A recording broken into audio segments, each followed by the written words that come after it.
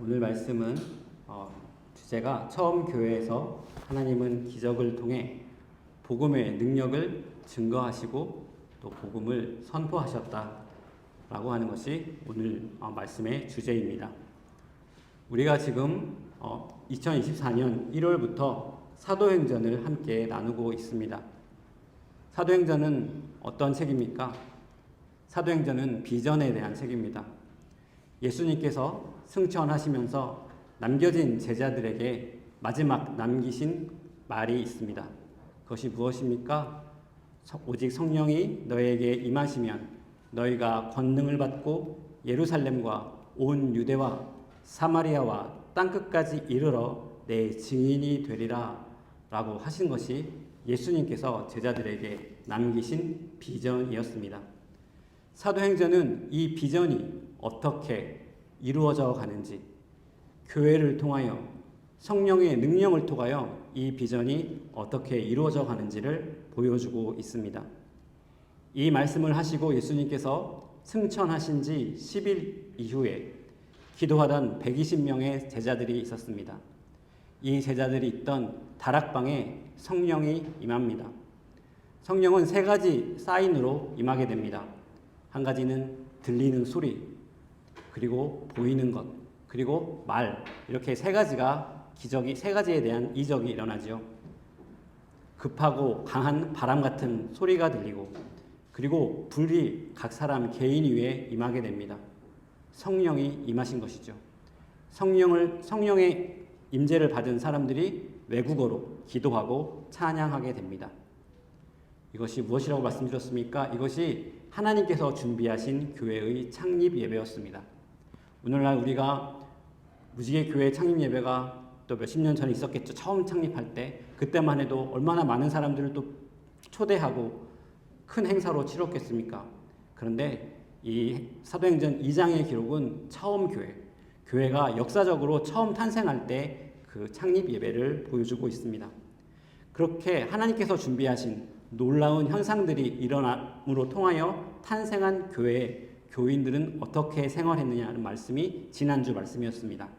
42절을 보면 그들이 사도의 가르침을 받아 서로 교제하고 떡을 떼며 오로지 기도하기를 힘쓰니라. 네, 엄청난 의적을 통해 탄생한 교회였지만 그 교회에서 이 성도들이 추구한 것은 다시 한번 그런 현상이 일어나기를 추구한 것이 아니라 먼저 사도의 가르침을 받았습니다. 배웠다는 것이죠.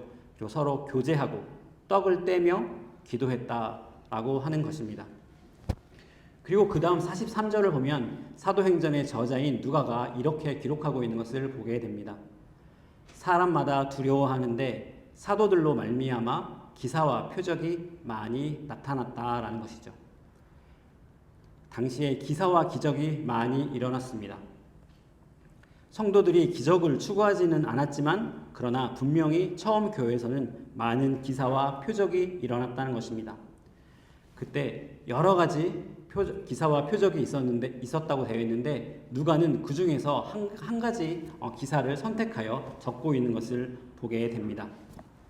오늘 말씀을 통하여 첫 번째 이 누가가 기록하고 있는 이 기적의 의미를 한번 생각해 보도록 하겠습니다. 먼저 1절을 보면 제9시 기도 시간에 베드로와 요한이 성전에 올라갈 때 제9시라고 하면 오후 3시를 말합니다. 당시에 이스라엘에서는 하루에 2번 제사를 드렸습니다. 오전에 한 번, 오후에 한 번 제사가 있었습니다.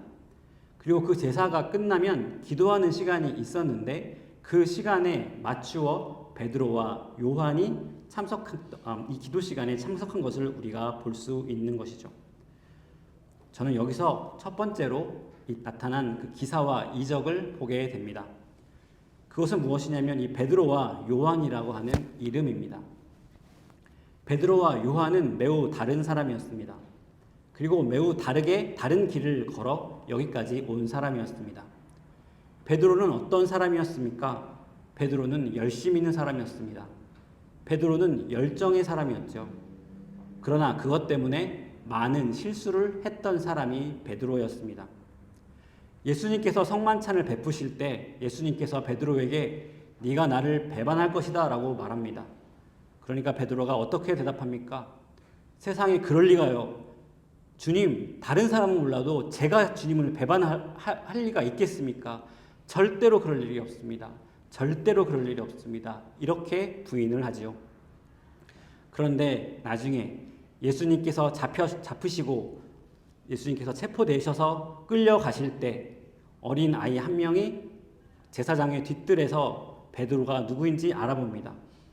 이 사람이 저 예수와 함께 있었던 사람이다 라고 말하니까 베드로가 어떻게 대답합니까?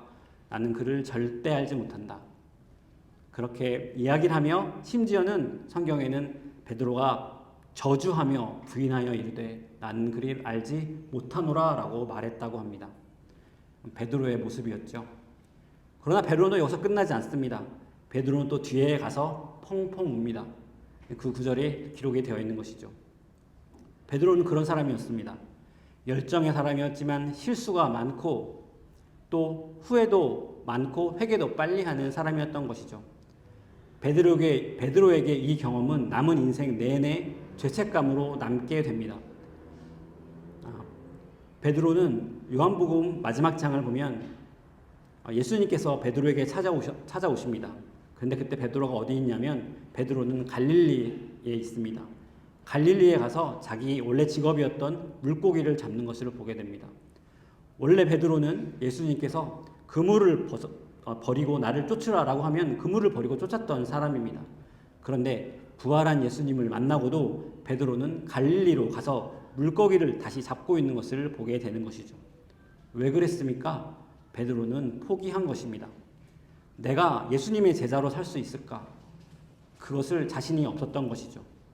그런 베드로에게 예수님께서 찾아오셔서 내 양을 치라고 말씀하셨다는 것을 우리가 알고 있습니다.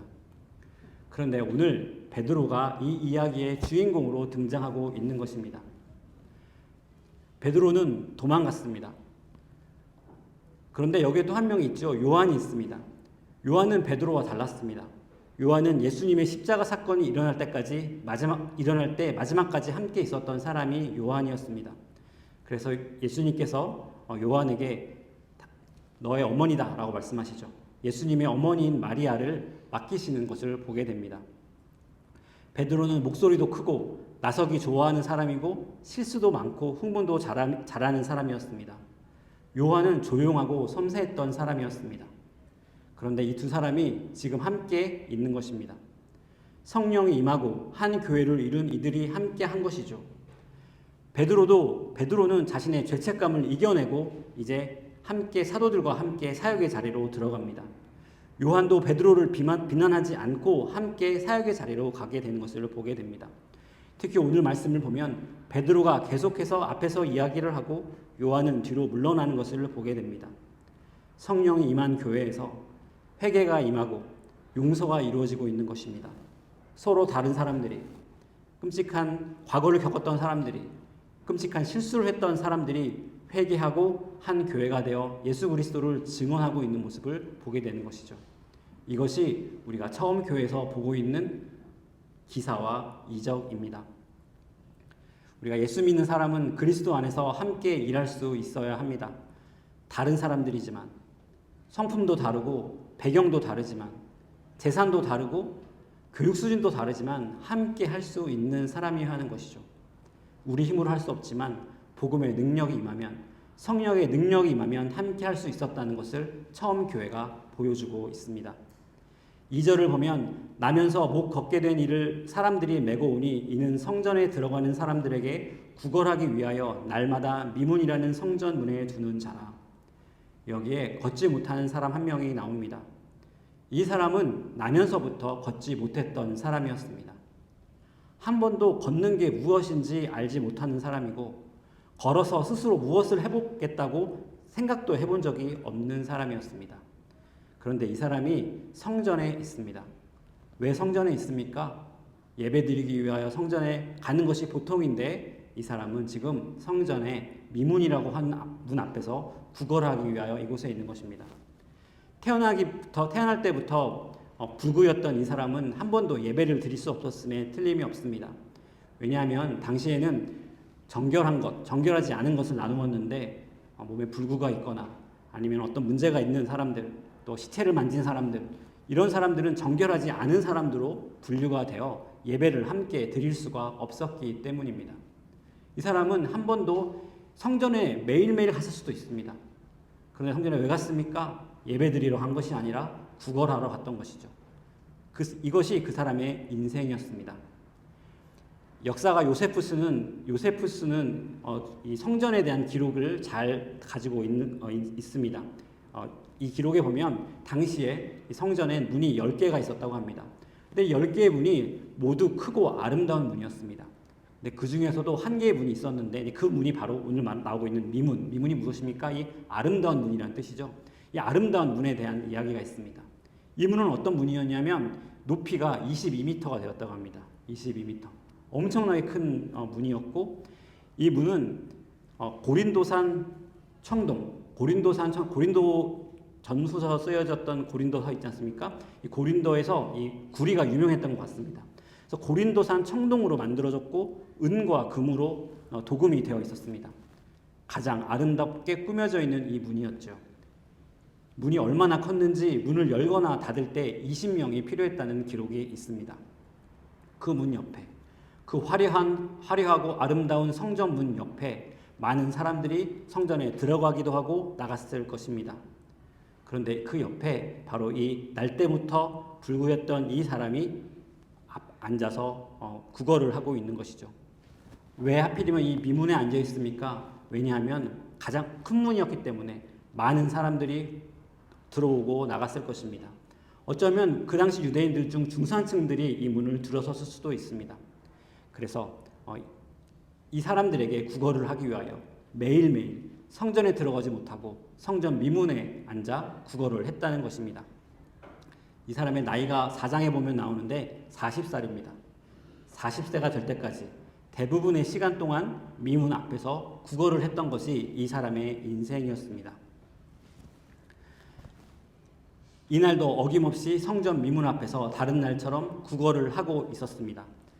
3절부터 5절까지 그 이후에 일어난 일이 벌어집니다. 3절부터 5절까지를 보면 본다는 말이 4번 등장하는데 이 4번 본다는 말에 사용되어진 이 헬라어가 이 4번 모두 다른 것을 보게 됩니다. 3절부터 5절을 보면 3절 그가 베드로와 요한이 성전에 들어가려 함을 보고 구걸하거늘, 여기서 성전에 들어가려 함을 보았다라고 얘기하죠. 4절을 보면 베드로가 요한과 더불어 주목하여 이르되, 주목하여 보았다고 이야기합니다. 그리고 베드로가 또 말합니다. 우리를 보라 이렇게 얘기하죠. 그러니 이 구걸하는 사람이 그가 그들에게서 무엇을 얻을까 하여 바라보거늘, 이 사람이 다시 바라보는 모습을 보게 됩니다. 3절에서 이 구걸하는 사람이 요한과 베드로를 봤다라는 것은 아무 생각 없이 눈으로 그냥 봤다는 이야기입니다. 아, 저기 베드로와 요한이 지나가는구나 라고 생각했다는 것이죠. 그리고 4절에 보면 또 다른 본다라는 동사가 나오는데 이거는 아테니조입니다. 아테니조는 무슨 뜻이냐면 주목한다라는 뜻입니다. 계속해서 신경 써서 특별하게 바라본다는 것이죠. 아마 베드로와 요한은 지금까지 수도 없이 성전에 와서 기도했을 것입니다. 그렇다면 한 번쯤은 아니면 여러 번 이 거린을 볼 수 있는 기회가 있었을 것입니다. 수도 없이 이 거린을 그냥 지나쳐 갔을 것입니다. 왜냐하면 이 거린이 나와 상관없는 사람이었기 때문이죠. 그러나 성령을 받은 베드로와 요한은 지금 어떻게 변했습니까? 이 거린을 주목하고 있습니다. 복음의 능력이 이들의 시선을 바꾸었다는 것이죠. 여러분, 우리가 무엇을 바라봅니까? 우리는 높은 것을 바라보고 많이 가진 것을 바라보고 성공을 바라봅니다. 그러나 복음의 능력을 힘입은 사람은 무엇을 바라봅니까? 쓰러져 있는 사람, 연약해 있는 사람, 그 사람을 바라보는 눈이 생긴 것이죠. 이것이 바로 복음의 능력으로 생긴 기사와 이적 두 번째인 것입니다.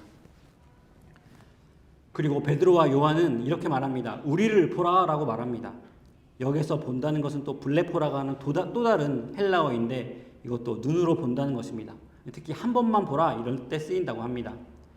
거리는 성문 미문 앞에서 오랫동안 구걸을 했습니다. 수도 없이 성전 문 안으로 들어가는 사람들을 보았습니다. 그런데 자신을 보라고 말하는 사람이 처음이었던 것입니다. 그것도 그리고 그 거린이 베드로와 요한을 바라보게 됩니다. 여기에서 바라본다는 것도 주목하여 본다는 것이죠. 지금까지 거린과 베드로와 요한은 아무런 관련이 없는 사람들이었습니다. 그런데 베드로와 요한이 복음의 능력을 힘입어 주목하게 되니까 이 거린이 또한 베드로와 요한을 주목하여 바라보게 됩니다. 복음은 무너졌던 관계를 회복시키는 것입니다. 우리는 저 사람은 내 안중에 없는 사람이야. 절대 나와는 만날 수 없고 교제할 수 없는 사람이야. 사람들의 눈을 마주치지도 않는 사람 할 수 있다는 것입니다. 그러나 복음의 능력이 임하니까 서로의 눈을 마주합니다. 서로가 관심을 기울이고 주목하게 됩니다. 이것이 기적과 이사인 것이죠. 그리고 베드로와 요한이 이렇게 말합니다. 6절을 보니까 베드로가 이르되 은과 금은 내게 없거니와 내게 있는 이것을 내게 주노니 나사렛 예수 그리스도의 이름으로 일어나 걸으라 하고, 이 거리는 성전 문에서 돈을 구걸했습니다. 베드로와 요한이 어쩌면 수도 없이 보았던 이 거린을 주목하고 예수 그리스도를 소개하고 그의 능력을 보여주고 있는 것입니다. 복음의 능력이 이들을 변화시켰습니다. 거린은 돈을 원했지만 베드로와 요한이 제공하는 것은 그것과는 비교할 수 없을 정도로 중요한 것이었습니다. 이 남자는 평생 성전에 왔습니다. 하지만 성전 문턱을 한 번도 넘어선 적이 없는 사람이었습니다. 성전에 가는 유일한 이유는 그저 돈을 버는 것이었습니다. 돈밖에 보이지 않았습니다. 성전에 매일 왔지만 돈을 벌기 위해 성전 문 앞에, 미문 앞에 앉아 사람들에게 돈을 구걸하던 사람이었습니다. 자신이 일어날 것이라고는 생각도 해보지 못했던 사람이었습니다. 걸을 것이라고는 생각해보지도 못했던 사람이었습니다. 이것이 나의 인생이겠거니 했던 사람이었습니다. 그에게 베드로와 요한이 말합니다. 예수 그리스도의 이름으로 명하노니 일어나 걸으라 라는 것입니다.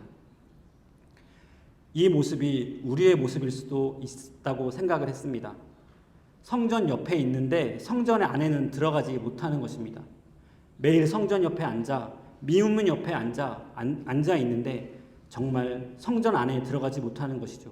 내게 필요한 것이 무엇인지 모르고 눈에 보이는 것들만 쫓는 신앙인의 모습이 오버랩이 되었습니다. 우리가 무엇을 구합니까? 예배당에 와서 무엇을 구하고 무엇을 위해 기도합니까?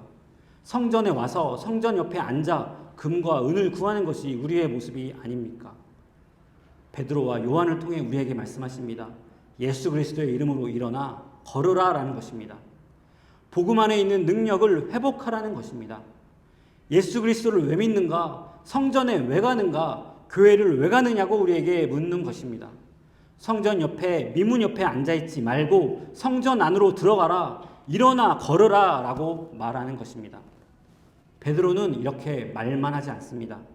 7절을 보면 오른손을 잡아 일으키니 발과 발목이 곧 힘을 얻고, 베드로는 한 번도 걸어본 적이 없는 사람의 오른손을 잡아 일으킵니다.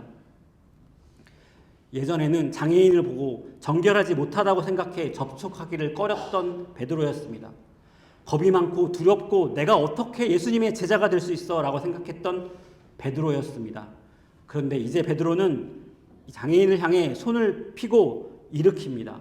잡아 일으킨다는 것입니다. 말만 하는 것이 아니라 행동으로 이 사람을 돕고 있는 것입니다. 그러니까 어떤 일이 벌어집니까? 발과 발목이 곧 힘을 얻었다라고 기록하고 있습니다. 여기서 발과 발목이라고 하는 히브리 헬라어는 굉장히 특이한 헬라어인데 신약 성경 전체에서 여기서만 나오는 단어입니다. 발과 발목. 그러니까 발과 발목을 구분하고 있다는 것이죠. 이게 무엇입니까? 아마 누가가 의사였기 때문에 의사가 보기에 이것이 기적이 일어났는데 기적이 일어난 것을 의사 자신의 전문적인 것으로 설명을 한 겁니다. 이것은 발과 발목에 힘이 생겨서 일어난 것이다 라고 말을 하는 것이죠. 여러분, 우리 복음주의 크리스찬들은 행동하는 것을 좋아하지 않는 경우가 있습니다. 기도하는 것을 좋아합니다. 말씀 듣는 것을 좋아합니다. 그런데 행동하는 것을 좋아하지 않을 때가 있습니다. 우리가 기도하고 하나님의 음성을 듣기 위해 있어야 할 때도 있지만 결심하고 행동해야 할 때도 있습니다. 보네퍼라고 하는 신학자가 있습니다. 신학자이자 목사님이셨던 분이 있습니다. 이분은 히틀러에 반대해서 그를 암살하려고 계획하다가 발각돼서 히틀러가 죽기 1년 전에 처형을 당하신 독일의 목사님이십니다. 보네퍼 목사님은 정신이 나간 버스 운전사가 버스를 몰고 아이들이 놀고 있는 놀이터로 돌진을 하는데 우리가 할 수 있는 일은 기도하는 것이 아니라 버스를 세우고 운전사를 강제로 끌어내리는 거라고 생각을 했습니다. 복음의 능력을 맛본 사람은 쓰러져 있는 사람을 지나치지 못하고 잡아 일으켜 세웁니다. 복음의 능력을 맛본 사람은 복음의 능력을 믿기 때문에 행동합니다. 움직입니다. 보네퍼는 이렇게 기도했다고 알려져 있습니다. 하나님의 뜻을 기다려야 할 때 내가 하겠다고 나서지 않게 하여 주옵소서. 하나님의 뜻을 기다려야 할 때가 있습니다. 그때 내가 하겠다고 나서지 않게 하여 주옵소서. 그리고 두 번째 기도가 있습니다. 두 번째는 내가 해야 할 일이 있는데 하나님이 하실 것이라고 게으르지 않게 하옵소서. 그것이 두 번째 기도 제목입니다. 그리고 세 번째 기도 제목이 있습니다. 그 세 번째 기도 제목은 이 두 가지를 분별할 분별력을 허락하여 주옵소서라는 것이죠. 믿는 사람들이 기도해야 하는 것입니다. 베드로가 이 사람을 일으켜 세운 후 또 어떤 일이 벌어집니까? 8절을 보니까 뛰어 서서 걸으며 그들과 함께 성전으로 들어가면서 걷기도 하고 뛰기도 하며 하나님을 찬송하니. 오늘 우리가 노래를 불렀는데 오늘 부르는 그 찬양 내용이 다시 다 말씀에 있는 것이죠. 이 말을 듣고 베드로와 요한이 예수 그리스도의 이름으로 일어나 걸으라 말하고 그 사람을 잡고 일으켜 세우니까 어떤 일이 벌어집니까? 이 사람이 걷기 시작합니다. 그리고 베드로와 요한과 함께 성전 안으로 들어가는 것을 보게 됩니다. 율법에 따라 단 한 번도 예배당에 들어갈 수 없었던 사람입니다. 부정한 사람으로 취급되어 성전에 한 번도 들어갈 수 없었던 사람이 예수 그리스도의 이름으로 복음의 능력이 나타나니까 걷고 뛰며 성전 안에 들어가 하나님을 찬양하게 되는 것을 보게 되는 것입니다. 이 거리나겐 이 미문으로 들어간다고 하는 것이 아마 천국문으로 들어가는 것 같았을 수도 있습니다. 그곳에서 뛰고 노래하며 하나님을 경험하는 것입니다. 복음의 능력을 경험한 사람들은 이렇게 죽음에서 생명으로 옮겨졌습니다. 그래서 하나님을 찬양하게 됩니다. 9절을 보니까 모든 백성이 그 걷는 것과 하나님을 찬송함을 보고 10절 그가 본래 성전 미문에 앉아 구걸하던 사람인 줄 알고 그에게 일어난 일로 인하여 심히 놀랍게 여기며 놀라니라. 복음의 능력이 한 사람의 인생을 변화시켰습니다. 그것뿐만 아니라 그것을 보고 있던 많은 사람들에게도 복음을 제시할 수 있었습니다. 복음의 능력이 개인을 바꾸고 인생을 바꾸고 교회를 바꿉니다. 유대인들은 종교 전문가였습니다. 무엇이 정결하고 무엇이 정결하지 않은지 구분하는 사람들이었습니다. 이들은 성경을 열심히 읽고 암송하는 사람이었습니다. 성경을 전문적으로 다 외우는 사람들도 많았습니다. 그런데 이들은 복음의 능력이 없었습니다. 그런데 오늘 베드로와 요한을 통하여 복음의 능력이 나타나는 것입니다. 여기서 베드로는 복음을 또한 선포하는 것을 보게 됩니다. 12절 보면 베드로가 이것을 보고 백성에게 말하되 이스라엘 사람들아 이 일을 왜 놀랍게 여기느냐 우리 개인과 권능과 경건으로 이 사람을 걷게 한 것처럼 왜 우리를 주목하느냐. 13절 아브라함과 이삭과 야곱의 하나님 곧 우리 조상의 하나님이 그의 종 예수를 영화롭게 하셨느니라. 너희가 그를 넘겨주고 빌라도가 놓아주기로 결의한 것을 너희가 그 앞에서 거부하였으니 너희가 거룩하고 의로운 일을 거부하고 도리어 살인한 사람을 놓아주기를 구하여 생명의 주를 죽였도다.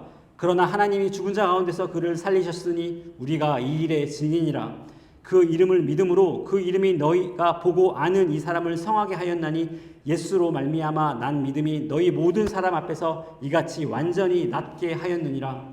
19절 보면 그러므로 너희가 회개하고 돌이켜 너희 죄 없이 함을 받으라. 이같이 하면 새롭게 되는 날이 주 앞에로부터 이를 것이라. 또 주께서 너희를 위하여 예정하신 그리스도 곧 예수를 보내시리니 하나님이 영원 전부터 거룩한 선지자들의 입을 통하여 말씀하신 바 만물을 회복하실 때까지는 하늘이 마땅히 그를 받아두리라. 베드로의 복음이 다시 선포되는 것을 보게 됩니다. 복음의 능력이 나타나고 그 능력을 바탕으로 다시 한번 복음이 선포되는 것입니다. 복음의 능력과 복음의 선포는 항상 가는 것입니다. 같이 가게 됩니다. 4절을 보니까 말씀을 들은 사람 중에 믿는 자가 많으니 남자의 수가 약 5천이나 되었더라. 그 가운데 여자도 있었을 것이고 아이들도 있었을 것입니다. 그러나 이를 말미암아 수없이 많은 사람들이 예수님께 돌아오게 되었다는 것입니다. 이 이야기는 그냥 옛날 이야기가 아닙니다. 복음이 능력이 전해지는 곳에 복음이 전해지는 곳에 오늘날도 그 능력이 나타나야만 합니다. 복음의 증인이 가는 곳마다 변화가 일어나야 합니다. 여러분, 저 같은 모태신앙에게는 이런 변화가 뚜렷하지 않을 수 있습니다. 그런데 제 주변에도 성장해서 다 큰 다음에 예수를 믿는 사람들에게는 이런 변화를 너무 뚜렷하게 경험했다고 고백하는 사람들이 있다는 것입니다. 제가 아는 한 자매는 20대 초반에 예수님을 만났습니다. 이 자매는 그 전에는 죽음이 두렵지 않았습니다. 인생에 거칠 것이 없었다고 말합니다. 자신이 소중하다는 생각을 해본 적도 없고 사고 치는 거에 두렵지도 않았다고 합니다. 그런데 20대 초반에 예수님을 만나고 인생이 바뀌었습니다. 자신이 소중하다는 생각을 하게 되고 자신을 사랑하게 되었습니다. 자존감이 올라갔다는 것이죠. 예수님을 만나고 나서 인생이 바뀌었다고 이야기합니다. 비포와 애프터의 차이가 너무 커서 복음의 능력을 부인할 수 없다고 고백하는 것을 제가 들은 적이 있습니다. 예수님을 만나면 복음의 능력이 전해지면 나라가 바뀝니다. 여러분, 복음이 한국에 전파되었을 때 한국은 어떤 나라였습니까? 그때 복음이 전파될 때 한국은 너무너무 가난한 나라였습니다. 그런데 선교사님들이 와서 한국 사람들은 돈을 바랬지만 선교사님들은 한국 교회를 자립시킨다는 목적으로 복음을 전하게 됩니다. 한국 교회는 복음이 전해진 이후에 10년 만에 중국으로 첫 번째 선교사를 파송하는 그런 나라가 됩니다. 그리고 오늘날과 같이 수없이 많은 크리스찬들이 생겼죠. 복음에는 능력이 있는 것입니다. 복음은 가는 곳마다 사람들 사이의 장벽을 무너뜨립니다. 복음은 가는 곳마다 과거의 상처로 말미암아 실수로 말미암아 죄책감으로 말미암아 아파하는 사람들을 일으켜 세웁니다. 복음은 가는 곳마다 미문에 앉아 돈을 구걸하는 사람에게 너의 정체성이 무엇인지 알아. 내가 널 일으켜 세울게 라며 하는 일들이 벌어지는 것입니다. 복음은 우리를 그냥 내버려두지 않습니다. 복음의 선포가 제대로 이루어지는 곳에서는 조용한 일이 생기지 않습니다. 복음은 우리를 그냥 조용히 성전 미문에 앉아 돈을 구걸하도록 내버려두지 않는다는 것입니다. 복음은 우리를 강제로 일으켜 세웁니다. 복음이 사실이라면 우리 삶 속에서도 이런 일들이 일어나야 한다는 것입니다. 복음은 생명이 있습니다. 복음은 그저 말이 아닙니다. 복음은 생명이 있기 때문에 전해질 때마다 개인의 마음을 후벼팝니다. 가정을 불편하게 만듭니다. 죄책감이 느끼게 만들고 회개하게 만듭니다. 나라를 뒤집어 놓습니다. 그것이 복음의 능력입니다. 오직 성령이 임하시면 너희가 권능을 받고 이 권능이 바로 그런 권능입니다. 예루살렘과 온 유대와 사마리아와 땅끝까지 이르러 증인이 될 것이다. 바로 이런 일이 일어난다는 것입니다. 우리가 사도행전을 지금 따라오고 있습니다. 예수님의 비전을 따라오고 있습니다. 지난주에 우리가 잘 배우고 복음을 선포하고 하는 것이 초대교회였다고 우리가 함께 나누었습니다. 그러면 복음의 능력이 나타나야 합니다. 여러분은 어떻습니까? 성문 미문 옆에 앉아 금과 은을 바라고 살고 계십니까? 아니면 일어나 성전 안에 들어가 뛰며 소리치며 하나님을 찬양하고 계십니까? 여러분은 어떤 삶을 살고 계십니까? 복음의 능력을 경험하고 계십니까? 혹시 여러분 과거에 실패했던 경험 때문에 아파하며 나는 아무것도 할 수 없어. 나는 하나님의 일을 할 수 없어. 하나님은 아직도 나를 싫어하실 거야. 미워하실 거야. 라는 생각을 가지고 그 가운데 주저앉아 계십니까? 복음의 능력이 나타나면 일어날 것입니다. 복음의 능력이 나타나면 회복이 될 것입니다. 여러분, 복음이 선포되고 복음의 능력을 여러분 사모하시기 바랍니다. 무지개 교회 안에 복음이 선포되는 교회가 될 뿐만 무지개 교회가 복음이 선포되는 교회가 될 뿐만 아니라 복음의 능력이 나타나는 2024년 한 해 되기를 주님의 이름으로 축원합니다. 기도하시겠습니다.